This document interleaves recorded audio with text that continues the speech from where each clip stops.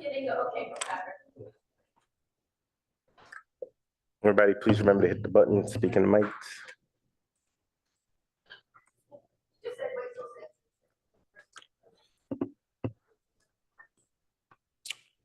Good evening. I'd like to welcome you to the Human Relations Commission special meeting Thursday, March 16th, 2023. The meeting will be held in council chamber and virtually. At this time, we will have a roll call by staff. Vice Chair Eberly, Here. Commissioner Kraus, Here. Commissioner Navachoke, Here. Commissioner Savage, Here. Chair Smith. Present. All commissioners are present. Thank you so much. At this time, we will open for public comment. If you have any comment that you would like to make that does not deal with a item on the agenda, this is the time to make it. So Chair, we have one hand, so I'll wait till Elena gets the clock up and. Okay, Mr. James, you have 3 minutes. Go ahead, please. So I wanted to give you an update on AB 742, which is will be up in front of the Public Safety Committee at the State Assembly on the 21st of March. I'm looking forward to traveling up to Sacramento with Sergeant Sean Allen, who will be giving testimony about why weaponized police canines, police dogs that bite human beings should be banned. There is a tremendous amount of pushback. You can find it on YouTube. Some of it's quite disgusting. It's mostly, as you might expect, Caucasian officers. They feel much to me like they're the direct descendants in their attitudes of the slave catchers. Sadly, the United States is not the only one that uses bred and trained canines that are trained and bred to inflict the maximum amount of punishment and pain on individuals. But the vile state of Israel, the terrorist state of Israel, also imports weaponized canines to push back on the people of Palestine, who are just trying to protect their properties from the greedy Israeli settlers that are trying to take their land. So yeah, it's a very important bill before the Assembly. I thought that, he's a brilliant young man, a first-time Assemblyman, Dr. Corey Jackson, who sponsors the bill in Ashcalera. I was lucky enough to go back on February 13th, I believe it was, to the press conference, and Dr. Corey Jackson, towards the end of his statements, quoted Malcolm X. And I'm not going to quote him verbatim, but Malcolm X said that white men, Caucasians, have substituted their white sheets for police uniforms, badges, and these brutal police canines that terrorize hugely disproportionately Black and brown people. We're starting to see a movement against this in this country. It's gratifying. I feel very fortunate to be able to go up there and hopefully observe the proceedings and maybe come back next month and give you an update on that. I'm not going to try to fit it all in today, but maybe I'll get some of it on Saturday. But there's a really disturbing article that Braden Cartwright wrote on March 3rd, titled "Police Chief to Hold Off Naming Assistant Chief." But the bottom line of the article is that Andrew Binder now, and this is, by the way, this was all gleaned from a Public Records Act. It wasn't something Binder gave out to the public, no surprise there. But he's kept 3 people open for the next assistant police chief. One of them, the alleged vile racist, Zach Perone. So we'll talk more about that on Saturday. Thank you, Mr. James. All right. Are there any agenda changes, additions, or deletions? All right. We will move to the approval of the minutes. There is one edit that needs to be done to the minutes. It is on right under the last page where it says vote for one, it says Vice Chair Smith, where it should just say Chair Smith. Thank you. With that change, can we get a motion on the minutes? Okay, we have Commissioner Kraus has given us a motion for accepting the minutes with the change. Do we have? I'll second that motion. We have Vice Chair Eberly with a second on the motion. All right. We'll start at the top of the alphabet on voting. Vice Chair Eberly, Aye. Commissioner Navachoke, Aye. Commissioner Savage, Aye. Commissioner Kraus. I messed up. Aye. Thank you. And Chair Smith, aye. All right. We now get to the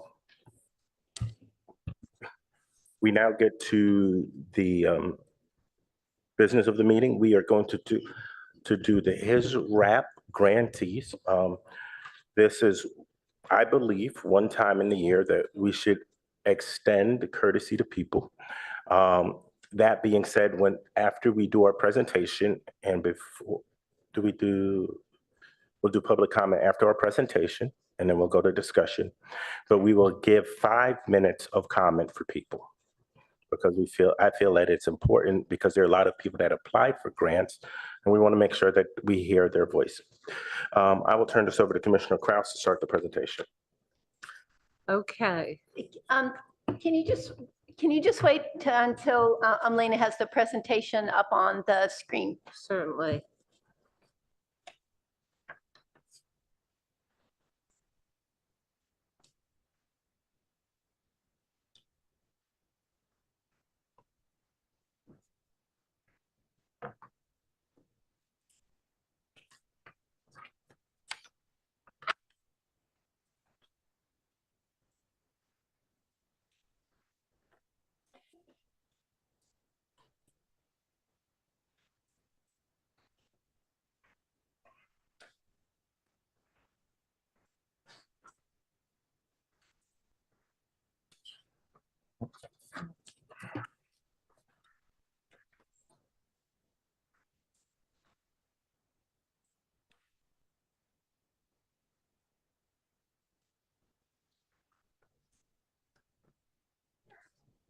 It's up? Okay. And just remember, if everybody can speak directly into the microphone, so those folks that are listening remotely or will listen later can really hear what you have to say. Okay. This is the human resources allocation process called HESREP. It's for funding for 2024 through 2025.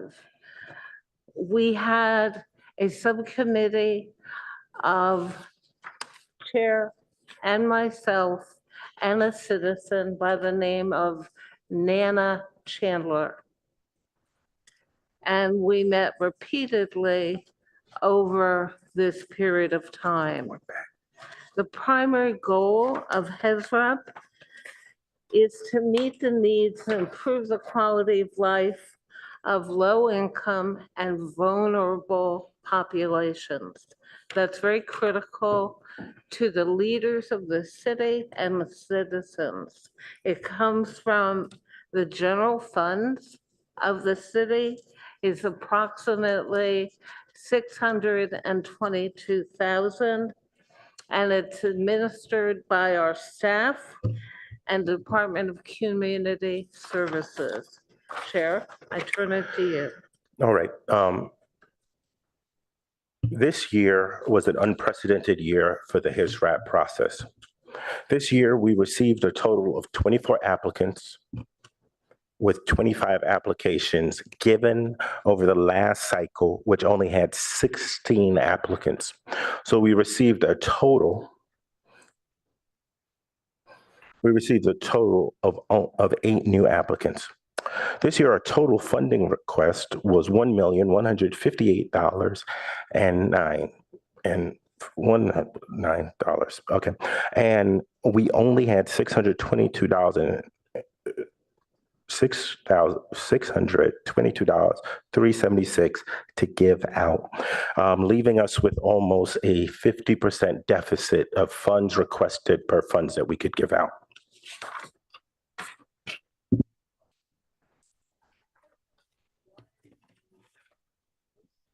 Microphone, Commissioner, please. It was on. The HESREP priority of needs are spread across these categories of basic needs, including food, nutrition, housing, mental health, emergency, healthcare, both physical and dental, transportation, digital inclusion. We covered also special needs, children and youth, social services, the homeless, and seniors. I personally am looking forward to being able to include and specify women for our next cycle because the world has changed. As the next slide will show, each of the grantees or the ones that apply for the grant, we ask them to match up what need that they meet from the HISRAP need.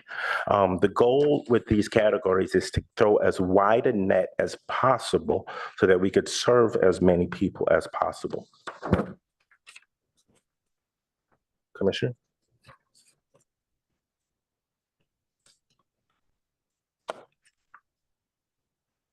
The evaluation criteria have really evolved over time. As I discussed with staff today, it's become a very long linear list, and maybe we'll go through some of that. We look at the proposals. We look for completeness. We look for the articulation of ideas, how programs are laid out, the demographics, how many people in this category, that category, and how many people are served from Palo Alto. These are the priority of needs for the fiscal year 24 and 2025. And it's really reaching out to the vulnerable and underserved populations. The structure is that we have to diversify, and it's complicated.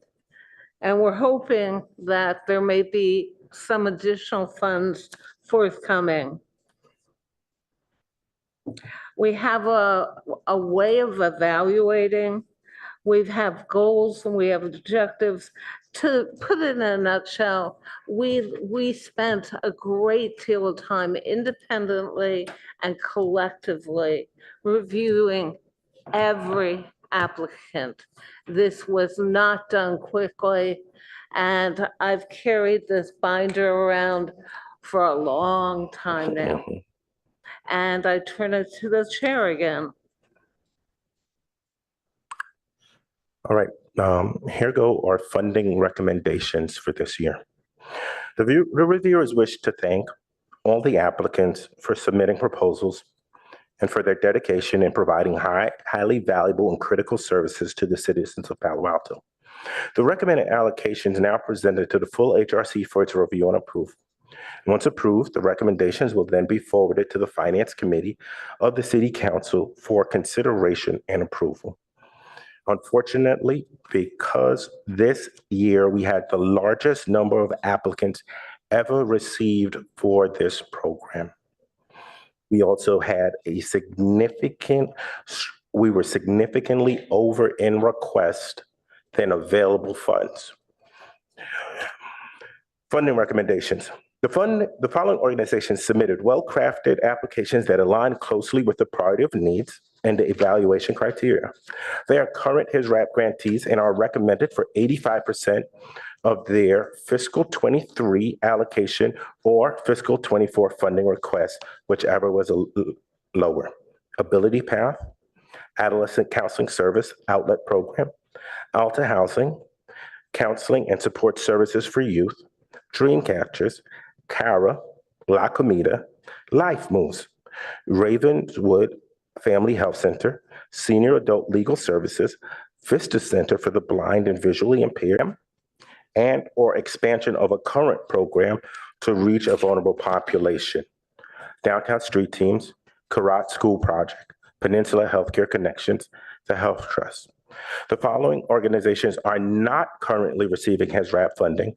Reviewers felt that they submitted well-crafted applications that were aligned with the priority of needs and the evaluation criteria and proposed a program and or service that reviewers felt would meet a critical need in the community. Children's Health Council, Heart and Home Collaborative, Palo Alto Renters Association, PARCA, YMCA Palo Alto, and We Hope. The following organizations were not recommended for funding allocations. Ada's Cafe, Adolescents Counseling Service, Adolescent Substance Abuse Treatment Program, and Blossom Birth.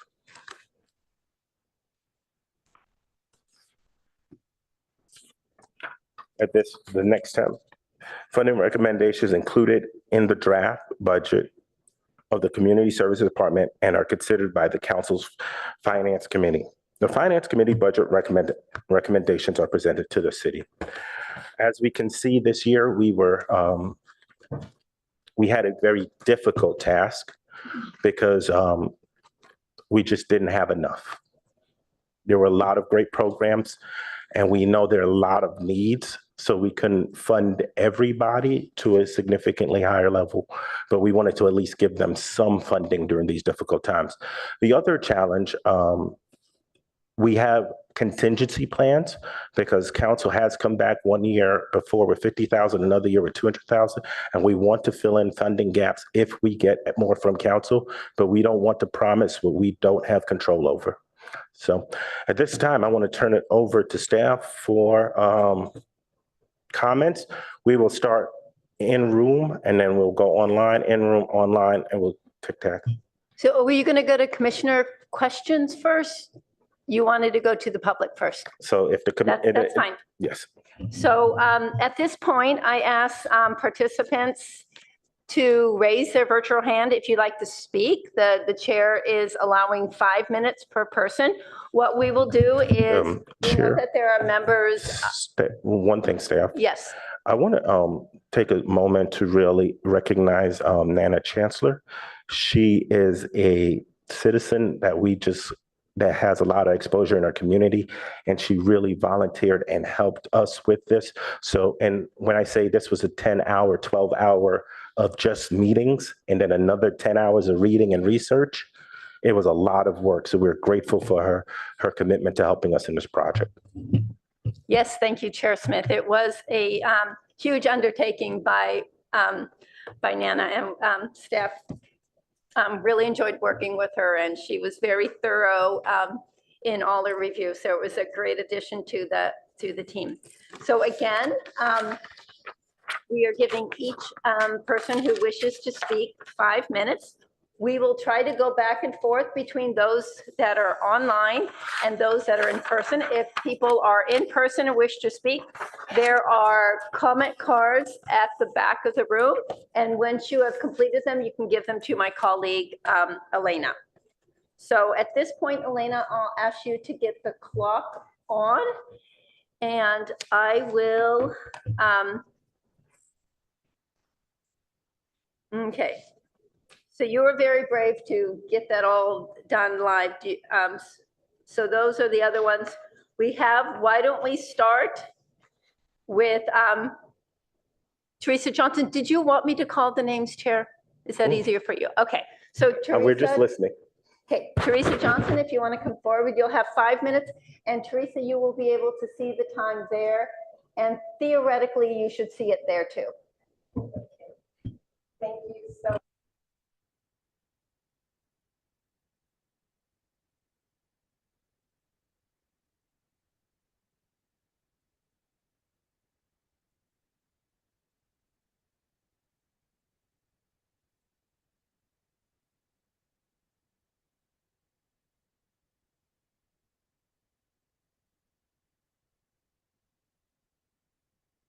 We have more than tripled the number of clients and the number of meals that we're providing in our community.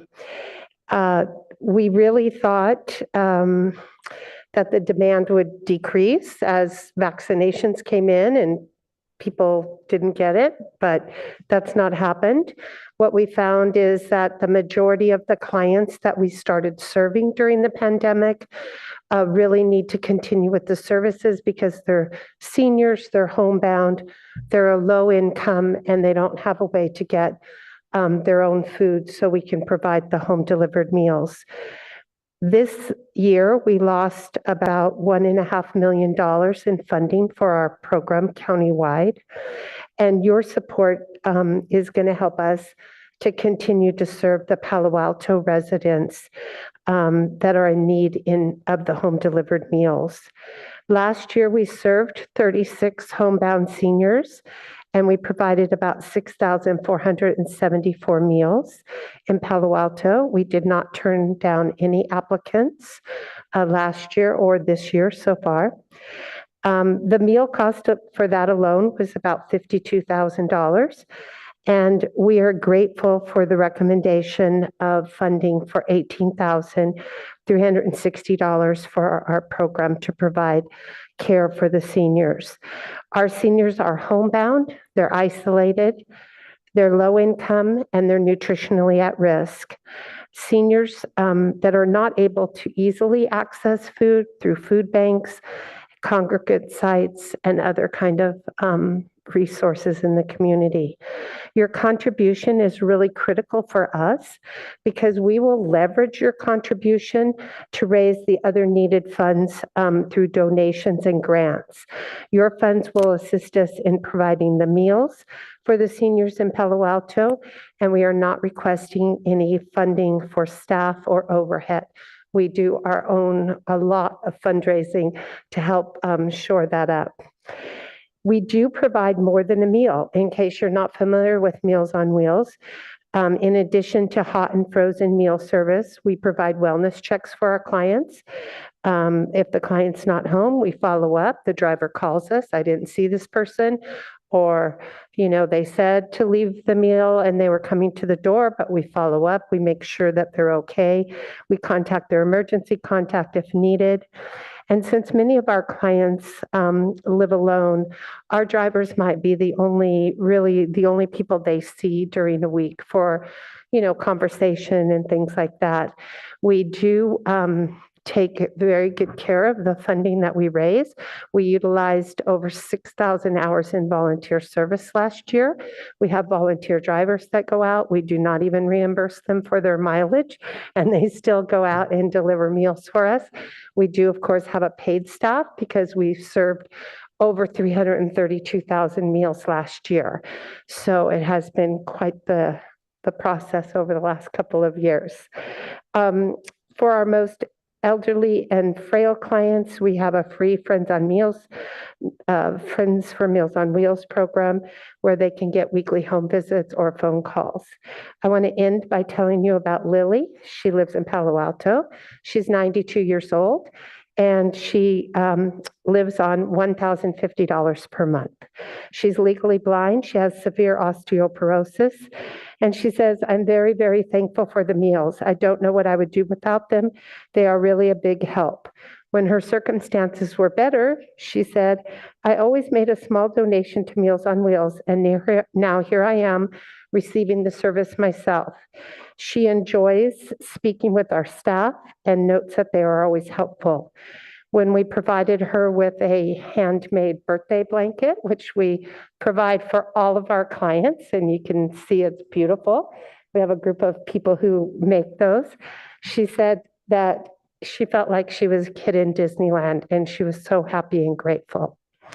So again, thank you so much for your service. Thank you for your consideration of our proposal, and thank you for your support. Thank you, Teresa. Mhm. The next speaker is Arthur Keller. Arthur, go ahead, please. Thank you. Thank you very much. I'd like to thank you for your evaluation and for your support of our program. We'd just like to thank you for evaluating us. And we'd like to suggest that if there is additional funding, you decide now what the additional funding goes, so that therefore you don't have to meet again. Thank you. I belong to La Comida program. Oh, we were just thinking, Mr. Keller, and I said, I think he's on the board at Avenidas, but no, you're on the board at La Comida. So That's right. thank you so much. So Thank if you. everybody could just make sure we know your organization. So thank you for your time. Thank you. Hold on, please. So then we will go to the next speaker in person. Okay, Maura. And Maura will have then Dale Calhoun. So Maura, go ahead, please. Thank you so much, Minka. Good afternoon, Chair Smith and Commissioners. Thank you for all you do. You all have an amazing task here and you support our community tremendously. And I can't even imagine how you went through so much work to review all of those applications. So thank you. My name is Maura Oman. I am the Executive Director of Youth Community Service, one of the organizations that you will be recommending to get funded again. So thank you so much. YCS's mission is to connect youth to service opportunities in the community. So many of the nonprofits and service organizations that you funded are ones that we partner with so that our youth can learn about ways to support our community. So each of the nonprofits that you support are instrumental to the work that we do as well. So thank you for that. In addition to being the executive director of YCS, I'm a resident of Palo Alto, and I am the mother of a teenager who lives and was born here and grew up here, and Palo Alto is her home. So all the nonprofits in some way or the other have been instrumental in her shaping who she is today as well. I'm here primarily to kind of reiterate what Chair Smith said. I looked at the applications and there was about $1.5 million in requests. And so I can imagine how challenging it was for you all to make decisions with a limit of about 620,000. Last time around, and this is a 2-year process, there was about 550K, and then the city council came back with about 200K. So we had 750K to work with, which is a little bit more than what currently we are giving out. So my hope is that you all will also advocate on behalf of nonprofits to request the city council to allocate more funding so that some of that 1.5 million can get funded in our community. Our nonprofits are still suffering. I know that 200K was probably put in because of COVID. Many of us are still helping and supporting the community and our clients who are in need and are struggling, but we as nonprofits are also struggling. It's hard to keep our staff supported as they struggle through COVID as well. So we're not out of COVID as nonprofits, and we hope that you will consider that. We will continue to do our part as community members to advocate and to speak to the city council, but we hope that you will also continue to request that there be more funding allocated to HISRAP. So on that note, I just want to thank you again, and I look forward to continuing to support the work that you do as well for our community. Thank you. Thank you, Maura. The next speaker is Dale Calhoun, and Dale is online. Dale, go ahead. You have 5 minutes, please. Hello, everyone. My name is Dale Calhoun. I'm the newest project manager for Downtown Streets team in Palo Alto. I first want to give a huge thanks to the community members, the city, and the HRC for supporting us these last several years and considering our application. For those of you who don't know, Downtown Streets team is an evidence-based nonprofit originated here in Palo Alto, and we've expanded to 17 different communities. We work with at-risk and unhoused individuals in obtaining employment and housing, as well as providing volunteer shifts in the community in exchange for basic needs stipends. Through the HISRAP grant, we're requesting an increase in funding to expand our outreach team. This outreach would target hotspots in Palo Alto, as well as funding for vital documents such as birth certificates and social security cards, which are huge barriers to entry with housing and employment.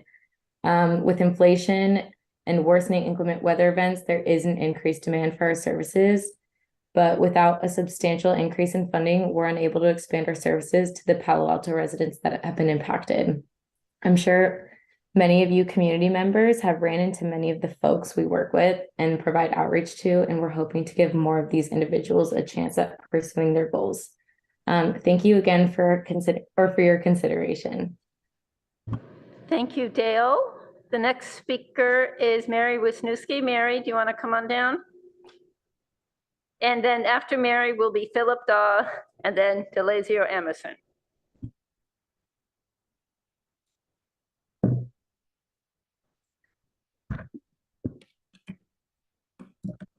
Good evening, Chair Smith and Commissioners. Thank you for your energy in attending to the needs, the human needs of Palo Alto, and for the opportunity to speak to you tonight.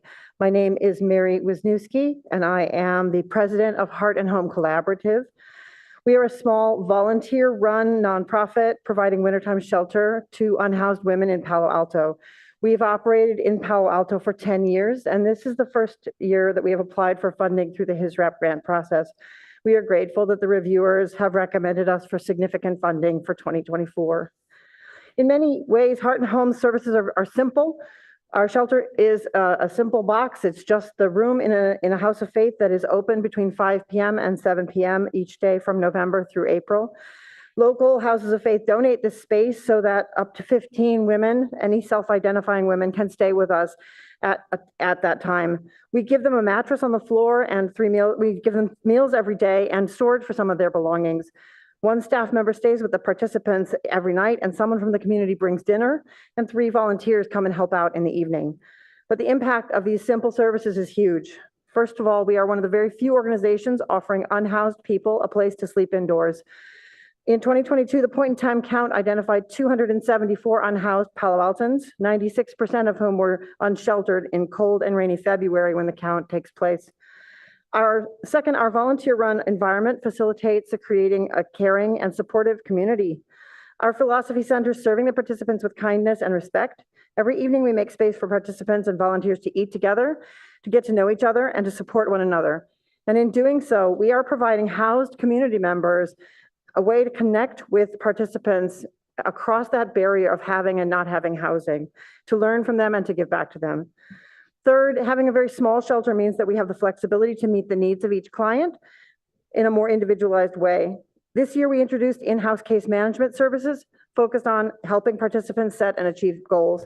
In just a few short weeks, more than half of our participants working with our case manager took steps toward the goals that they set, including finding jobs, accessing Social Security disability income, and securing reliable transportation.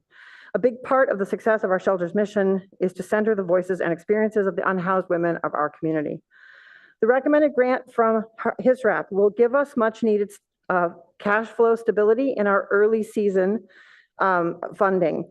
The amount will cover our shelter's fixed costs like insurance and training and all the personnel costs for our first shelter session of the year. We are largely funded by individual donors who are more likely to give money once the shelter is open, because that's when we are visible in the community, and also because that's when the annual cycle of giving tends to peak after we're already open. So receiving the HISRAP grant will allow us to diversify our funding and support our mission to keep our doors open and to open them with confidence that we can complete the season. I'd like to leave you with the words of a former participant who is now in housing. Heart and Home is the best experience I've had in 3 years of being homeless. It's the support I got when I was there. Volunteers gave me rides, helped with laundry, and brought in great food. And then there was the emotional support. Everyone listened and encouraged me when I was ready to give up. They gave me hope, and there is so little of that out here. Thank you for considering Heart and Home Collaborative in this round of HISRAP funding. Thank you, Mary. The next speaker is Philip Daw. Philip, go ahead. You have 3 minutes. Hello, thank you, commissioners, and good evening. Thank you for considering our application. My name is Philip Daw, and I'm Senior Director of Life Moves at the Opportunity Services Center. And as you may all know, Life Moves has had a footprint in both San Mateo and Santa Clara County, providing homeless services to vulnerable adults, women, and children. But Palo Alto is really what we call our home because our flagship program, the Opportunity Center, has been here for 17 years, and Hotel de Zinc, which is an all-year rotating shelter program which we partner with faith-based organizations, have been in Palo Alto for over 40 years. Every night we provide 20 beds to men and women, adults, and we also provide basic case management services to make sure that when they leave those programs, they will be able to find a place that they can call home. So we try to find housing for those people in our programs. During the last 2 years, in the midst of COVID, we saw a significant increase in demand for our services, especially at the Opportunity Center with meals, basic meals, breakfast and lunch, and also one of the most important services that we provide, which is rental assistance for people who had lost their homes and lost their jobs because of COVID. We spent over $200,000 in providing Palo Alto residents only with rent relief, utility assistance, for people not to lose their homes and keep them, because we were part of the EAN Emergency Assistance Network of Santa Clara County, who receive philanthropic money from either the county or United Way to be able to provide those services. And of course, we also did get money from the city of Palo Alto to provide those rental assistance relief for Palo Alto residents. Because of that, the number of people that we saw coming through the drop-in services center, we realized that we needed to do more to find out what the basic needs may be for some of those clients. And so we've hired a case manager whose job is to, we call him the drop-in services case manager. And his job is to be in the courtyard to provide what we term now as radical hospitality, to make sure that everybody who walks in the door is welcomed. We know who they are. They feel comfortable. They feel they call the Opportunity Center at home, so that they will be able to open up and so we can provide them with the services that they need to get back on their feet.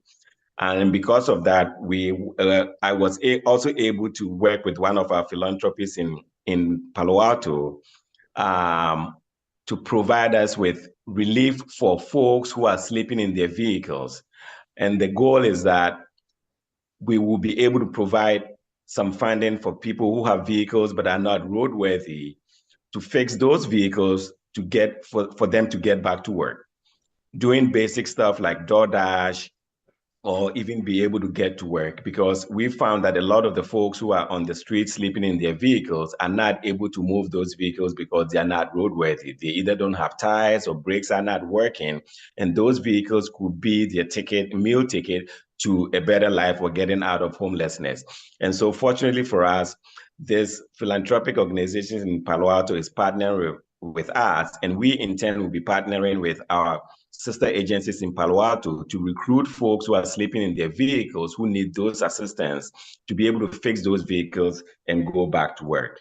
And so with that, I want to thank the commission, Chairman Smith, and everybody on there for considering our application. Thank you very much. Thank you, Philip. The next speaker is Delazio Emerson. Come on up. Thank you. Good evening, everyone. Work does not go unnoticed on behalf of those doing the work and where the rubber meets the road. But just wanted to say again, just thank you. Thank you, Delazio. The next speaker is Sharon Hudson. Sharon, go ahead, please. Hi, I'm Sharon Hudson, and I'm with Vista Center for the Blind and Visually Impaired. We're an organization that has been in the city of Palo Alto for over 80 years. We provide services to people who are blind or visually impaired to help them to regain their independence, reduce their isolation and their depression from losing their vision. By providing them the services, what we do is we do an intake to connect them to services in our organization, as well as organizations that are outside our services, such as Talking Books, if they need food or Social Security or other needs. We then also provide them in-home training, such as, for instance, cooking and cleaning. because even the simplest tasks, such as pouring a cup of coffee, can become very difficult when you can't see whether the cup is full, or even if you're hitting the cup with your coffee. Medication management is a large area that we work on to make sure people are able to know what medications they're taking so that they can do it safely, so they don't over-medicate or accidentally take the wrong medication. We work with people on orientation and mobility, which is training them to be able to move efficiently and safely in their environment or in the community. Most people think of it as like white cane training, but for many seniors, it's extremely important to teach people how to move around safely in their environment so it prevents falling, which leads to hospitalization. We provide access technology training, teaching people even to use their phone when you can no longer see the numbers or be able to see the screen. How do you use accessible technology such as screen readers or Siri or TalkBack if you're using an Android? We have counseling and adjustment to disability support groups to assist people. We have a low vision clinic with doctors who are specially trained to work with people with the magnifiers and special glasses that can help. These are glasses that you're not going to find at a regular optometrist because they don't handle those much stronger magnifications. It's beyond what you'll find in your regular doctor's office. So we work with the whole person to make sure that they're able to do all the things that they need to do day to day, to be independent, to be safe, and to feel like they can take control of their lives. I want to thank the council for really considering us and supporting us over the years. And I know that this was a difficult decision for all these different groups. And many of us work together, so we all appreciate your support. Thank you again. Thank you, Sharon. The next speaker is Pastor Baines. Pastor Baines, please go ahead, please. Good evening, commissioners. Can you hear me? We sure can.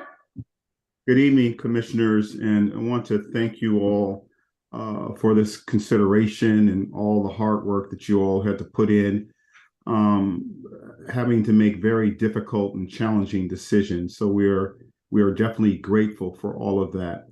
And a person that has been born and raised in the city of Palo Alto the majority of my life, we must look out for our neighbors. And so I thank you all for looking out for our neighbors. Now, while this may have roughly been 90% less of what we requested, we are still grateful because it's 14,000 more than what we didn't have. And so we'll just pray that the fish and the loaves will multiply this with the support of our council by giving all these organizations a little bit more funding. While my organization, We Hope, is headquartered in East Palo Alto, we know that when it comes to homelessness, our unhoused brothers and sisters know no boundaries, no county lines, no city lines. And so this funding will help us in supporting those unhoused brothers and sisters and families. We've been serving Palo Alto for at least 10 years without any funding from the city of Palo Alto. And so this is our first time submitting an application, and we are just really, really grateful that you all chose us to support our mission. For those who don't know about us, we are basically in 7 different counties and servicing 22 cities throughout the Bay Area. And we actually partner with many of the organizations that have submitted requests for funding. I actually sat on the board of 3 of the organizations. So I'm glad to see that they were also funded. We Hope stands for We Help Other People Excel. And we have supported members of the Palo Alto community through our safe parking program, through case management services, and through our application for mobile hygiene services, where people can obtain a shower, get their clothes washed so they'll have clean clothes, receive case management, and also use our restroom facilities. And that, of course, allows us to build trust with them and then get them on the road to a self-sufficiency trajectory, because we've established a relationship by meeting their basic human right needs by providing clean water, access to clean water. So again, we thank you.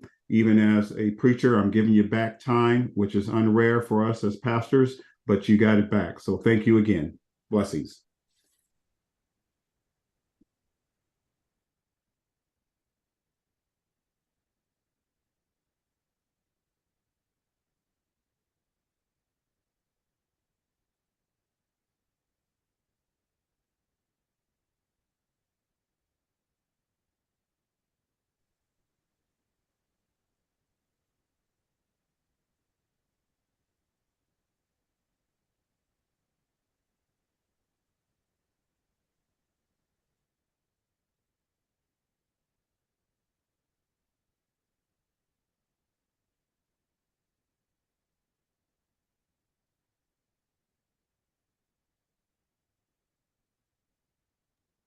Sorry, could you not hear me? This is Diana Conti. Oh, we could not. So we will go to you, and then Georgia, we will come back to you in a second. Oh, sorry. I don't know what happened, but That is okay. So go ahead, please, Diana. hi, good evening, everyone. My name is Diana Conti. I'm the CEO of PARCA. PARCA has been providing services for people with developmental disabilities in the Bay Area since 1952. I'm here to thank you for the recommendation for the support for our Page Mill Court apartments. The biggest dream of people with developmental disabilities is to live independently in a place that they can afford. And Page Mill Court allows them to do that. It's a beautiful 24-unit apartment complex. They can live independently and be self-directed in a way that people in the 50s, 60s, 70s, 80s, and even into the 90s did not have that level of choice. And the people, it's affordable because they're charged 1/3 of their income. For most of the people who live there, their income is about $650 from SSI. Without this program, they would likely become unhoused. It's wonderful to see it. It's wonderful to see them blossom and thrive, and we appreciate your support in doing that. We're also very appreciative of the support of all of the Palo Alto community that welcomes them in an inclusive way. And the world has come a long way since 1952 when PARC started. Back then, parents were told not to get attached to their children with developmental disabilities, but to put them in an institution and not bond with them. And they banded together in the early 50s and said, that's just not good enough. Now, of course, and the Palo Alto community is part of making a welcoming place. So they can go to school, they can work, they can have relationships, they can make their own choices, because back in the 50s, they weren't even allowed to decide what they wanted to eat for dinner. So it's great to see them blossom and grow and be creative and they're really to live their best lives, and you make that happen. And we so appreciate it. Thank you. Thank you, Diana. So the next speaker is Georgia Basile. Georgia, go ahead, please. Good evening. This is Georgia Basile. I'm the directing attorney of Senior Adults Legal Assistance. We're known as SALA to the community. We are a nonprofit law office that provides free legal services to Palo Alto residents 60 or older, targeting clients that are low income or at risk of abuse or loss of independence. Last year, 72% of the Palo Alto seniors we served were extremely low income. That is, they were at at or below 30% of the median income here in Palo Alto, or I should say in the county. 70% were 75 or older, and 62% had a disability, factors making them highly vulnerable. Our current funding supports expanded availability of our services for Palo Alto seniors, and we thank you so much for that. We are requesting funding to continue services next year. Last year during COVID, we provided our services remotely and primarily by phone. This fiscal year, we were able to reinstate our in-person appointments at Avenidas Senior Center, and we're very grateful to Avenidas for hosting us. We also continue to serve clients by phone that cannot leave their homes or that have emergencies that cannot wait for a senior center appointment. We address a range of legal matters impacting our clients' daily lives. For example, we assist clients with legal problems involving the public benefits they depend on to meet their basic needs: Social Security, SSI, Medicare, and Medi-Cal. We help them navigate these systems and represent them at hearings and at appeals for their benefits. We assist clients that are worried about eviction, clients needing reasonable accommodations in their housing, or clients whose housing is otherwise in jeopardy. We assist clients that need to do basic legal planning for the future to help them age in place by appointing someone they trust to step in and manage their affairs when they can no longer do so. But most of our clients cannot afford a private attorney at $400 to $500 an hour to provide these services. And we assist clients that are victims of elder abuse, physical and financial, usually by someone living in their homes or someone they know, an adult child, a grandchild, caregivers, tenants renting out rooms in their home, sometimes even their neighbors. We are a law office, so our attorneys represent clients in the full scope of court proceedings to obtain domestic violence or elder abuse restraining orders to prevent this abuse. We're funded by the Older Americans Act, and as such, we cannot charge fees for our services or accept fee-generating cases. The primary way we support our services is through grants, such as HISRAP. So your funding helps us provide the highest level of service possible. We thank the committee that did the funding recommendations for recommending funding for us again next year, and we hope that we can count on your support to address the needs of Palo Alto elders. Thank you. Thank you, Georgia. The next speaker is Lauren Williams. Lauren, go ahead, please. Thank you.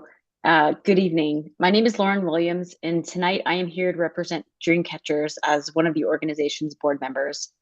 On behalf of the students and families we serve, our staff, and the board of directors, I would like to thank the Human Services Resource Allocation Process members for their work, their time, and their commitment to the community.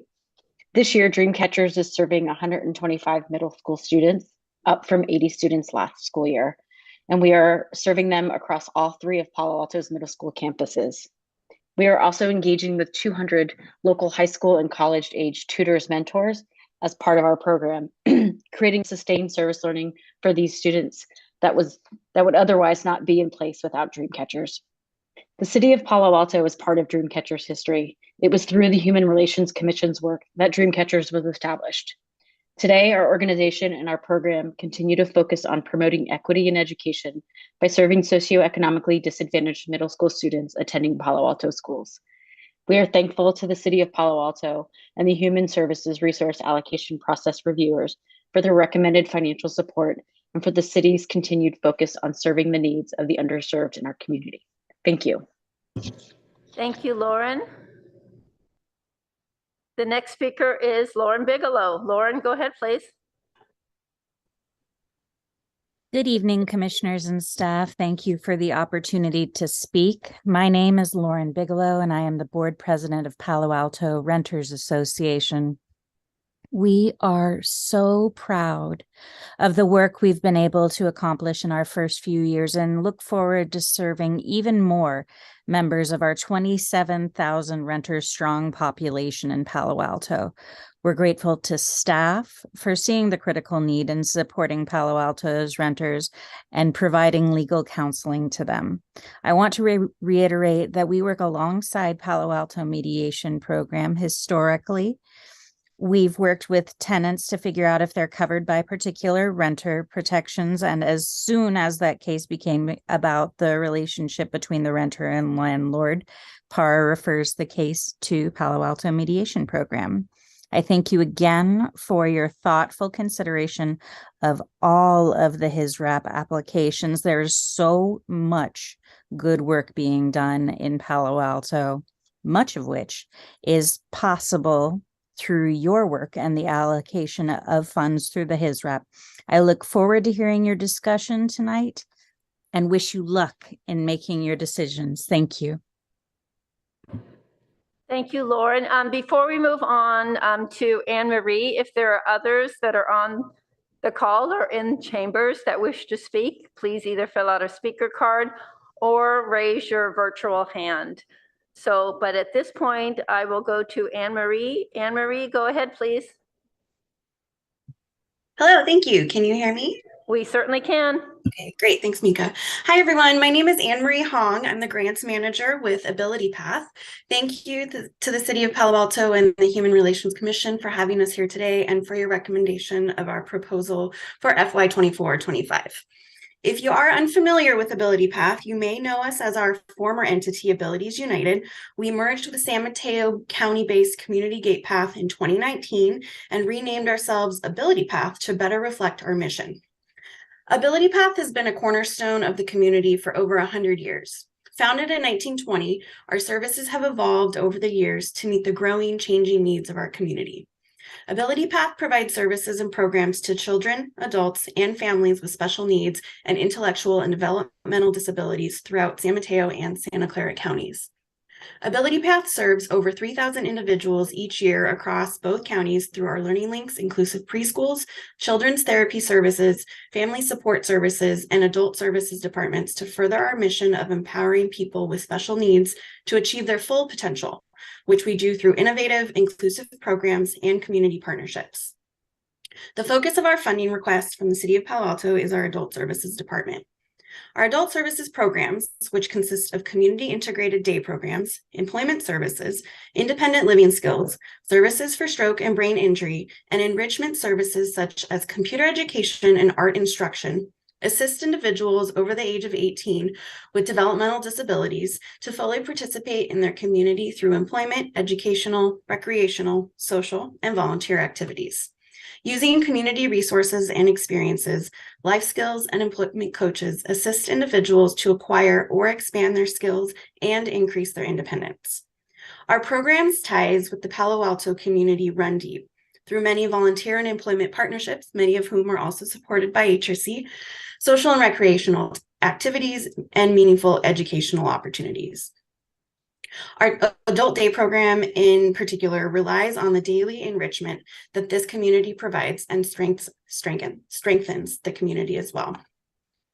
In fiscal year 2022, Ability Path served 21 Palo Alto residents, 12 of whom participated in more than one Ability Path adult services program.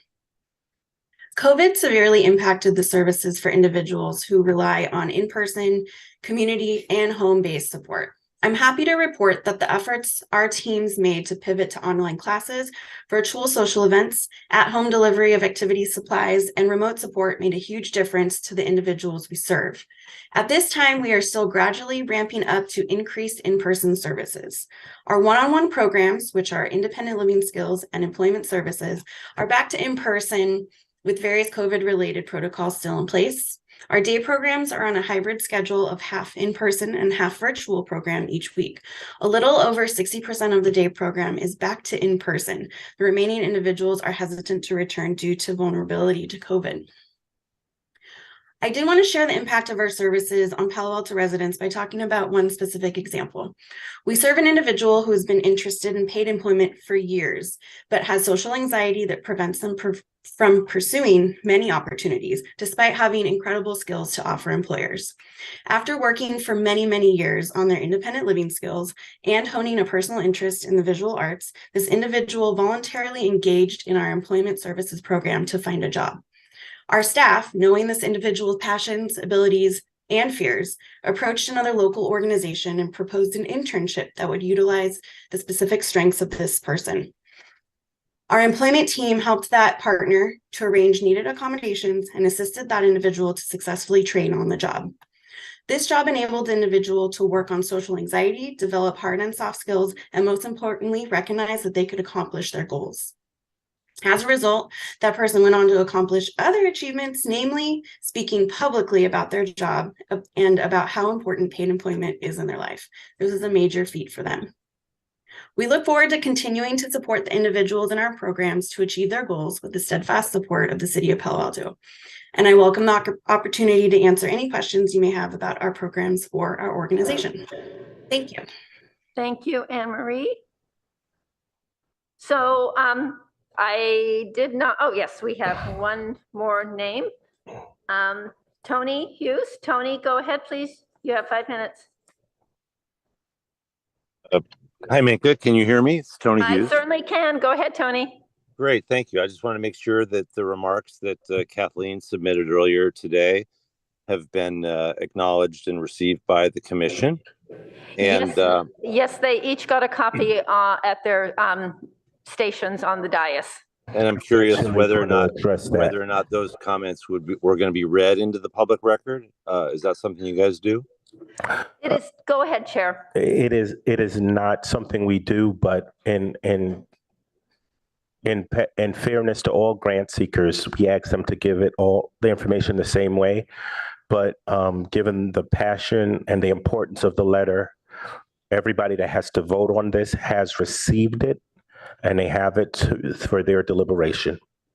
Great, thank you. I wasn't going to actually make a comment, but I just heard the comments from program in contrast to the 10 mission-based employees at ADA's who work at ADA's and live in Palo Alto.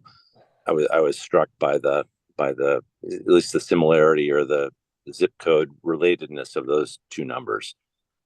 So I'll knowing you have our remarks, we'll appreciate your fair consideration, and thanks very much. Thank you, Tony. Chair, I don't see any other hands raised. No. Thank you. As I share with staff, this is probably the hardest meeting for me as a chair year in and year out. I think everyone that gave an application has a heart for people. And we think it is really good work. I really wish we could fund everybody. I really do. We have Nana on the call. Do you want to make any comments really quickly? This is our community person that helped us with the deliberations. Oh, thank you, Coloma. Can you guys hear me? Yes, you can. Okay.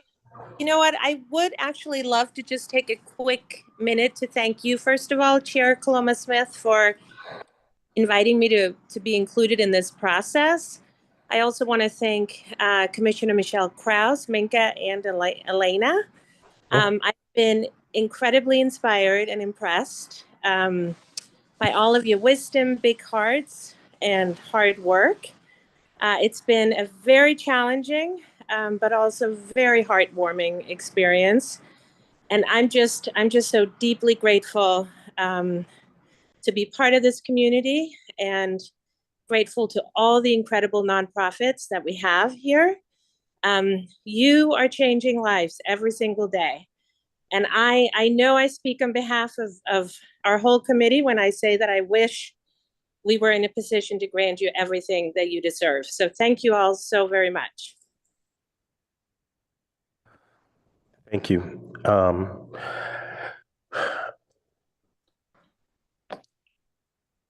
All right, let us go to, do you have anything to say, Commissioner Krause? And then we can open up for questions from the committee, from the commissioners.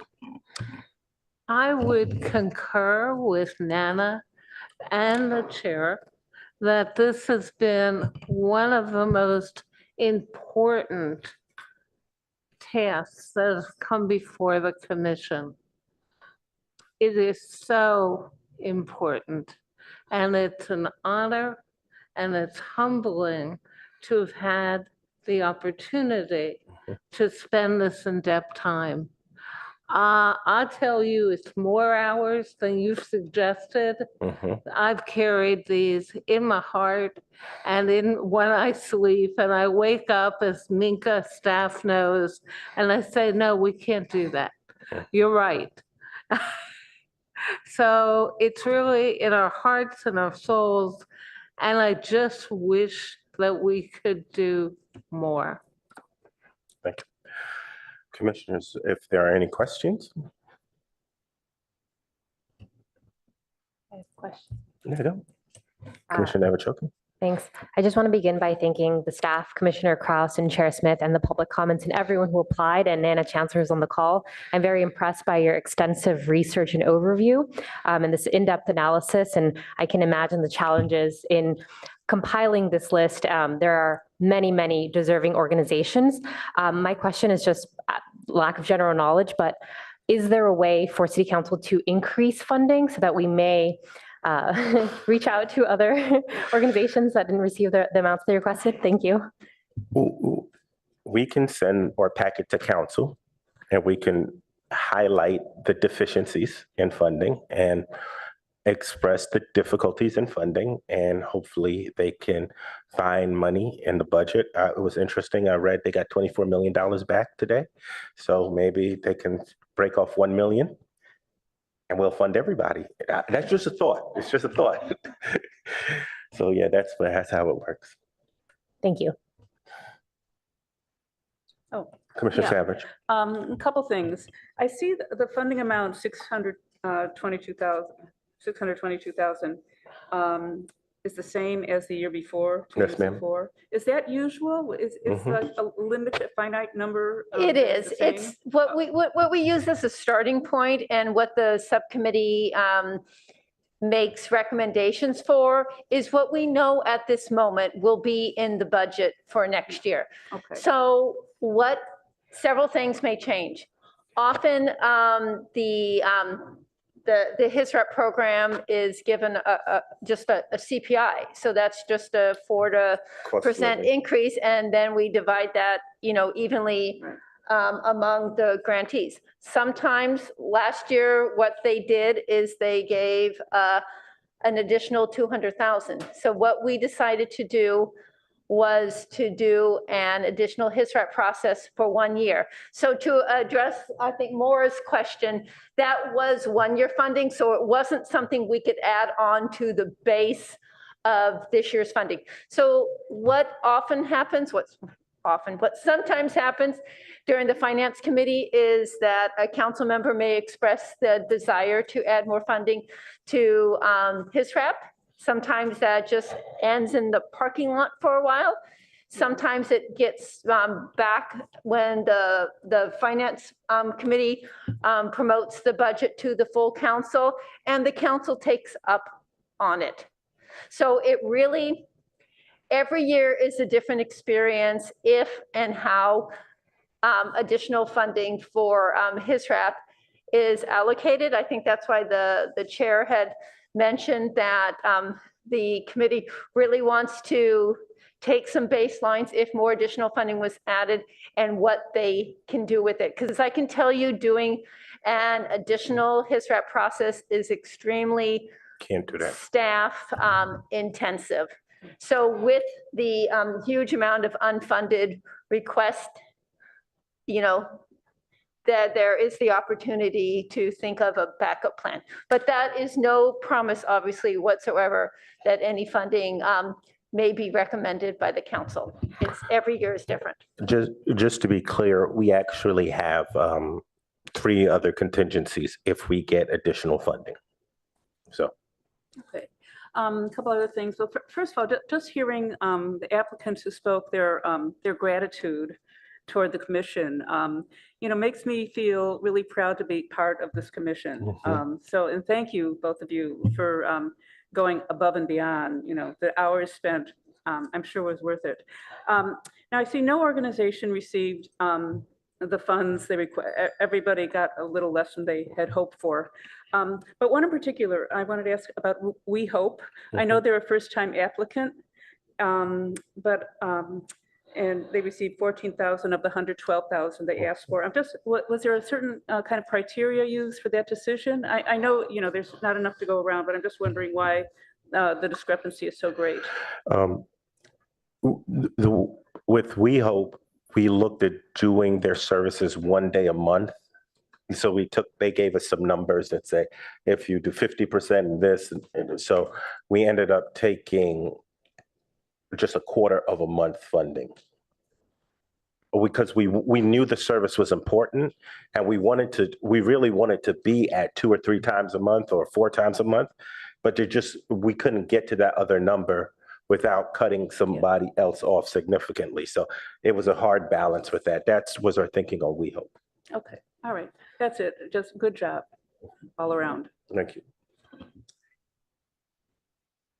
I also would like to thank everybody involved in the subcommittee. I know I've done it before, and I think we had less than half of these many applicants, and I know that was a ton of work, so I can only imagine how much work you all put into it and how much thought and discussion. And I know it's not an easy decision. Everybody would like to fund all these organizations to the full extent that they're asking for. And unfortunately, we just don't get to make that choice. So thank you. Also, I also really appreciated all the organizations calling in and talking a little bit about their organizations. I know I've had professional and personal relations with some of them, but it's great to learn about the other ones. And I know that we got to do some visits this past year, and I'm looking forward to doing a lot more visits now that we have new applicants in the future. It really helps us, understand more fully what the organization does. So thank you for calling and taking the time to come down and talk to us. Now, I do have to ask, why is it that there were 2 organizations and 1 program that did not get any funding? If you can please tell us what the thought process was behind that. Okay. I'll let you guys explain it. I'll do that one. Okay. I'll start with Blossom Birth. The review committee acknowledges the value of the program. We felt like prenatal care for women is critical. But the category that they highlighted under the needs assessment didn't match the service that they presented. So it became a mismatch of service versus ask. Adolescent counseling service, great program. The challenge was that they weren't serving anybody currently in the school system for that program. So to fund back in, and we just didn't know if the funding was going to reach people in Palo Alto. ADA's was a harder one. We were just not clear if the funding was going to reach as many people as possible. We couldn't find a way to, like how we were able to parse out, like this is a quarter time, we couldn't parse out anything to do with ADA in the same way. So those were the hard choices we made. Just a follow-up. Is the subcommittee giving feedback back to these organizations? And we asked them, in the HISRAS process, so that everybody's clear, when we get the application, so we get to ask them questions, that's the amount of feedback they get until we get to this public moment. So that's where. If they choose after and it goes past the HRC and the council, if they want to set a time with me and say, hey, what happened? What strengths did you see in the application? What areas of growth should we consider when we fill it in? Next time, I am more than happy to. And my microphone's not on. I'm more than happy to meet with any applicant that wants to speak with me after the process is completely decided, to have any conversation regarding their application. Thank you. I was a little bit confused about the Blossom Birth application on whether they were providing services at lower cost or free services for women in need. And I did not get that across from the application. So And that was the challenge we had because it's at a basic need and we couldn't identify a basic need in the application. So that was our challenge with it. and do you know if Ability Path works with Ada's Cafe to place individuals there? They have an interesting program that they're just rolling out that we're actually excited about. I wish we could fund in some way. Is that they are doing a kitchen where they're going to put stuff, where they're going to put products together to sell, and that would be amazing because that would be easier for us to fund than what they put in the application. Okay. Thank you so much. I appreciate it. We would like to hear from our distinguished council, Councilor Liaison. Well, thank you, Chair Smith. I want to thank all the commissioners and the staff, Nana Chancellor, as well as our community representative, all the applicants. I'm brand new to council and I'm just feeling fortunate that I got assigned to be the liaison to this committee. I'm a commission. This is the reason I, went to law school. This is where my heart is. And so I'm with you on the imperative to try to find more funds. I think now may also be a good time to just let you know that we've also really heard that 5 people is not enough to do this work. And many of us spoke about that at a recent meeting. And so as we look ahead, I can't make any promises. I'm not speaking for council right now, but I just want you to know that your work is extremely valued, extremely respected, and that your needs are seen. So thank you so much. Thank you. All right. I will take a break because is she coming back? No, we're trying to get her a cup of water. Yeah. Okay. Let's take a 5-minute break and check on the commissioner. Can we'll take a 5-minute break, please.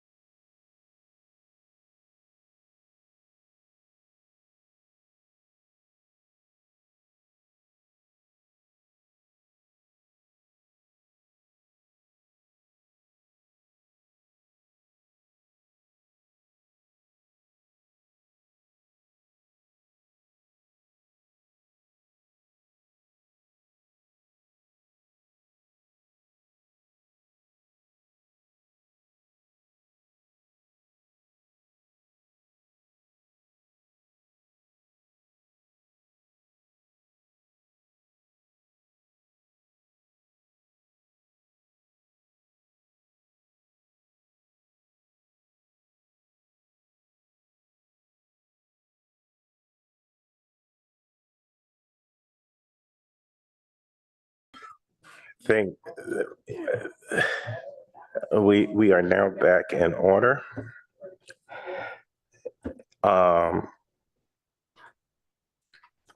Thank you all. Thank you to our council liaison.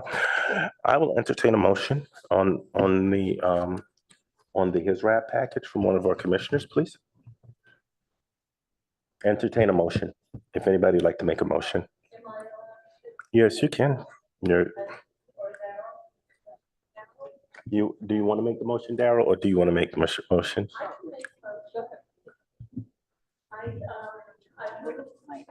Your microphone, Commissioner?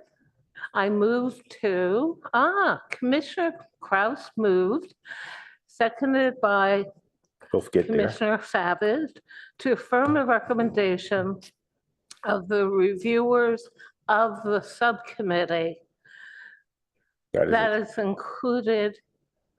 This doesn't make sense, Minka. It does. Oh, it does? From the recommendation of the reviewers that is included in the staff report. You can do, that is, what attachment is it? You can indicate an attachment if you want. Is it attachment C? Okay. You would go with attachment A. Okay. Yes. All right. Commissioner Kraus, I'm sorry, Commissioner Savage, did you really second that? In my mind, I did. Now I'll do Okay, it good. vocally. Can you I second it. you seconded in person now. Right. All right, commissioners, we will take a vote now. Vice Chair Eberly. Aye. Commissioner Navachok. Aye. Commissioner Kraus. Aye. Commissioner Savage. Aye. Chair Smith. Aye. We have a unanimous vote on the HISRAP recommendations. I would like to say on behalf of all the commissioners to all of the nonprofits, we are grateful for all the work you do in our community. We wish we could do more.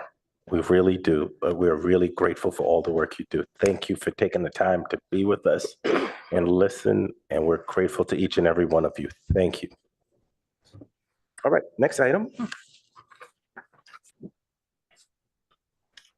We are dealing with our 3 discussion of outreach phase of council referral to research the lived experience of Asian American, Native Hawaiians, and Pacific Islanders. Commissioner Navachoke and staff. Thank you very much. I can begin. This is just an update to share that the survey is live. It's online in traditional Chinese, simplified Chinese, and it can also be taken in person at Carberly Community Center.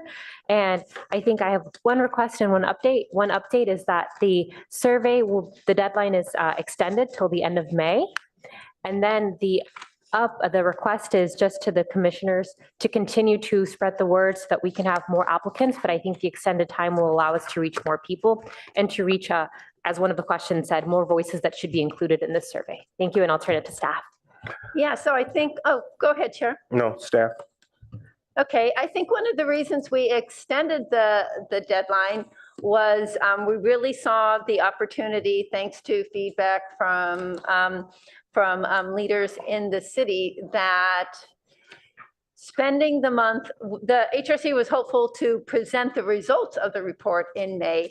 And the thinking went that actually it would be better to spend now until the month of May trying to get responses, and that the month of May, since it's AAH and HPI Heritage Month, that there would be a lot of emphasis on this community, a lot of events through our library and other community events, which would give a wonderful opportunity for the commission to do in-person or more targeted outreach so we can get broad participation in the survey. So there was, just our nexus of how we were going to do this change. And I think I really like the direction that it is going to really spend that month to do outreach and spend it as a time for the HRC to say, we hear you, we want to have your input, and please let us know how we can engage with you to get this important feedback.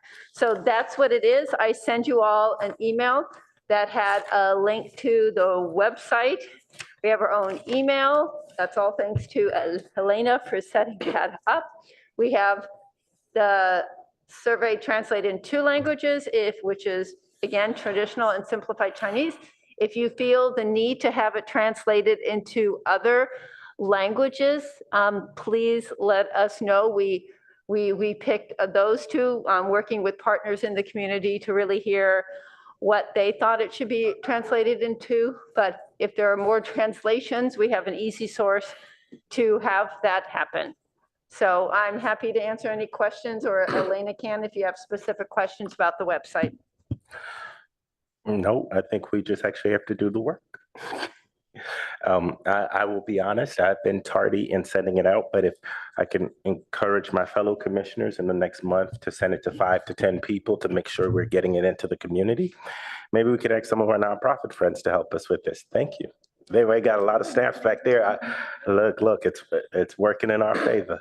Great, and I think sending it out, but then sending out reminders and having those personal touches in May would be really, I think you might have to have several touch points with the same folks. Minka, we did a project with the library. There was a nice young lady that ran the library. Ruthann Garcia. Could we talk to her? I can put that on, and I think, council member. Yes, ma'am. I was looking for the link in the packet and didn't find it. Could I get that from you? We certainly can. I will have Elena send that out, and we will include that more specifically in the minutes. There is a link from the HRC's web page, but right to the survey? Yes. No, the survey, the link to the survey, not just the survey itself. That's what council member is requesting. Thank you. Yes. Okay. All right, public comment? Let me look.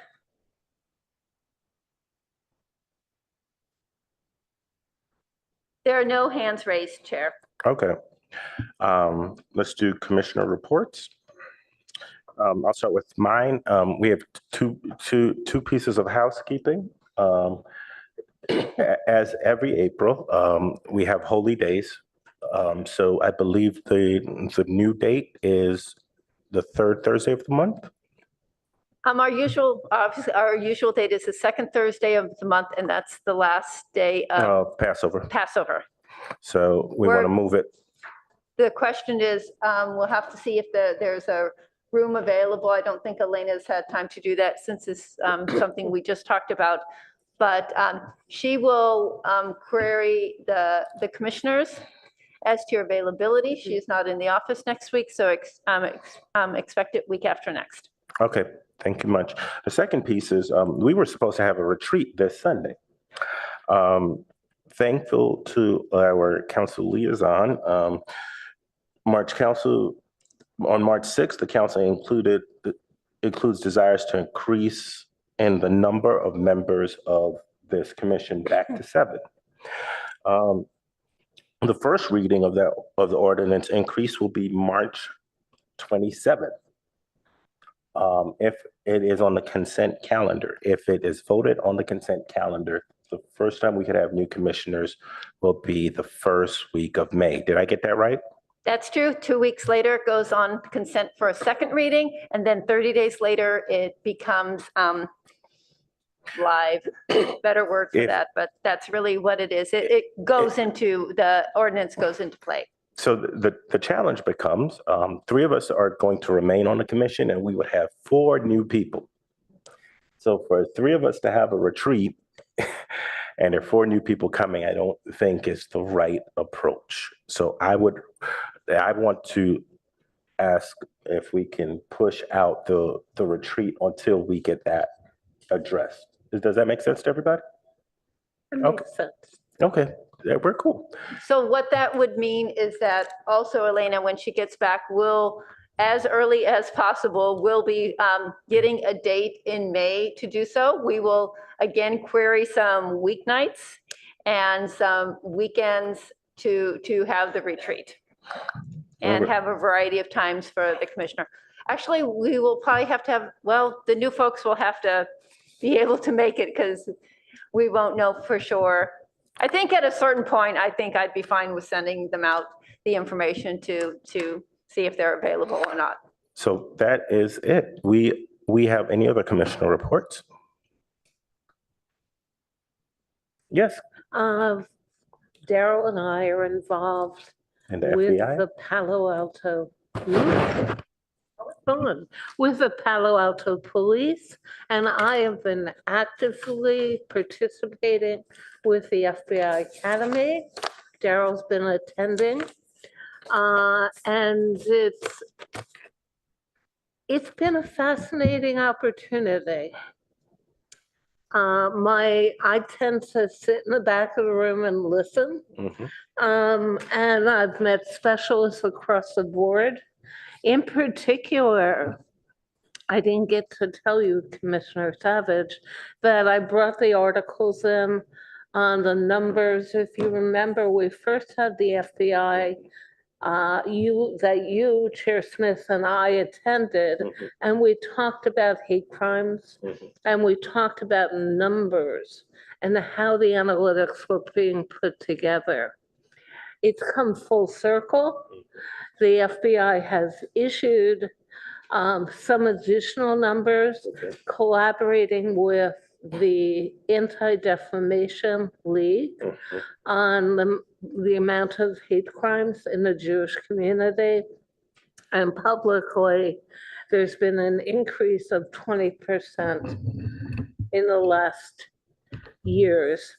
And now, because I brought that article in, the SAC, the special agent in charge of the entire Northern California division, has taken that on and wants to explain to everyone how the analytics are done, what the assumptions are, so we can then go forward with not just anti-Semitic activities, but Asian hate, racial hate, religious hate, and we'll have a better understanding going forward of how much we can trust those numbers or how much we want to add to them.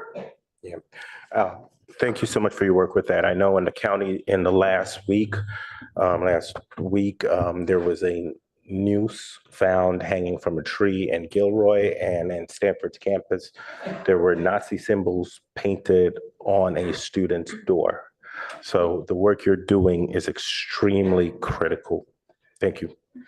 In Stanford, one point of clarification, what you spoke about, Commissioner Kraus. The class that we are attending is actually called the FBI Citizens Academy, which is far different from the FBI Academy. We're not going to become agents. It's the Citizens Academy. I saw y'all jumping out the car. I would not be able to jump over the car this year. Thank you for the clarity. Okay, anybody else? All right. Although they're actively recruiting, but. I want to thank Commissioner Kraus and Nana Chancellor one more time, because those that did the CDBG work, it's dozens of hours and a lot of personal time to do the work, and we do not take it lightly. And I will say this, I've been very impressed with the heart and the willingness for people to have deep and honest conversations doing this funding. So I'm really proud to chair this commission because I know people are doing really good work. So thank you for that work. Councilor Liaison, do you have anything to say to us? Just gratitude. Since you've noticed when the item for expanding your size will be in our consent calendar, I will add that we are interviewing the right number of candidates, assuming that we will consent to increase the size. So all signs are indicating that if all goes well, that this commission will be increased in size. Thank you. Staff? I have nothing else to share. Look at that. We did his rap and we're leaving at 7:30. Oh, this is a great day. Everybody have a good week. We'll see you in April.